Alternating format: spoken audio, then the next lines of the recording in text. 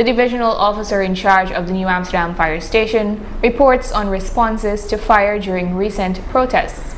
Details in this Renetta Court report.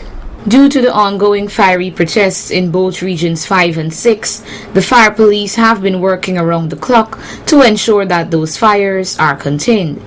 In an interview on Wednesday, September 9th, the divisional officer of the New Amsterdam fire station gave a report on the fires that were responded to in Region 5. My name is Divisional Officer Himchandra Persad. In Region 5, as a result of the protests, the fire service would have responded on Monday the 7th to a fire call in the area of Hopetown, where 2 lorries were destroyed. One, the owner is Mr. Zahir Sharif. The vehicle registration number is GXX 6357 and GLL 7130, along with a pickup GEE 1257. These 3 vehicles were deemed completely destroyed, and the fire service would have, under the escort of the joint services, would have extinguished these fires, and these reports have suggested that they were maliciously destroyed by persons unknown.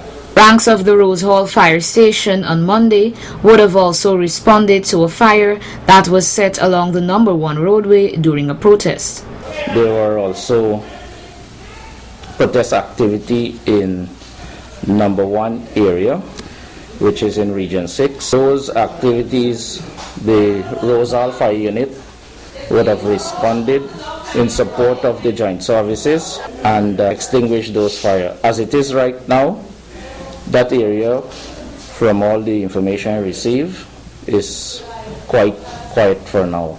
On Tuesday evening, around 19 hours, fires of the same nature were also being lit in New Amsterdam and its neighboring villages.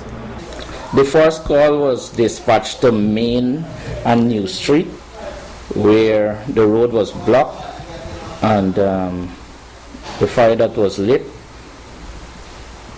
after the police would have dispersed the crowd, ranks from New Amsterdam Fire Unit would have extinguished that fire. Subsequent to that, they were further dispatched to Pitt Street, that is on the Bagdam Road, and subsequent to that extinguishing activity, they had to further respond to a few others in the area of High Bridge in Stanleytown area. Mr. Passad noted that it is their belief that the same persons who lit the fires in New Amsterdam went to the other communities to do the same.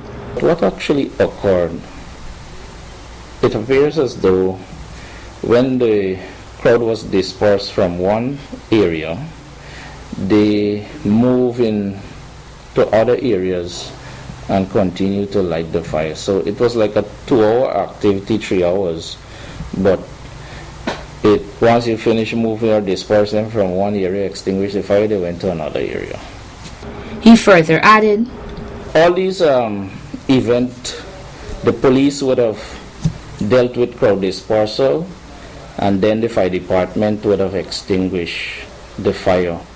I would have received a few reports of some of the protesters throwing missiles at the fire truck, but no severe damages were done. When our ranks went to the heat-borne end, they reported that there were persons throwing missiles at them. At one time they had to retreat, and police had to provide escort. But we only had 2 minor damage to the appliance that would have responded. When asked if any ranks were harmed during the protest, he made these remarks. One of our rank in Region 5, as the initial information given to me suggests that he was traversing on the road to his home in civilian clothing, and he sustained injuries as a result of some bullet or some kind of gunshot wound.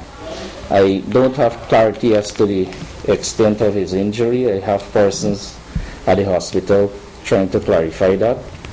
The divisional officer noted that he understands the grief of the people, but he does not support such destructive protests.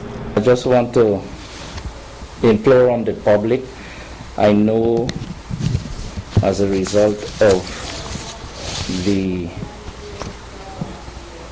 demise of Isaiah and Joel Henry, persons are angry and their demonstration by lighting fire. I would really appreciate if they can be very conscious in their action and try not to damage the fire plants. Even though we are giving support to the joint services, we also have to respond to house on fires and other fires. And with these activities taking place or unfolding in multiple areas, we're finding it difficult. Our resources are being stretched, so I just want persons who are engaging in these activities to be conscious and to try to save damaging the appliances. And I am hopeful that things would get better soon. He later urged all fire police ranks to be careful when responding to fires caused by protest actions. At this point in time, we are preparing to equip our personnel. We have also inlined our personnel due to the protest activity in Region 5 and 6. We should not put ourselves in harm's way. I just want to implore on them, most of our ranks who are living in those protest areas, I want to implore on them, to not put themselves in harm's way. Reporting for Channel 8 News, Renetta Kurt.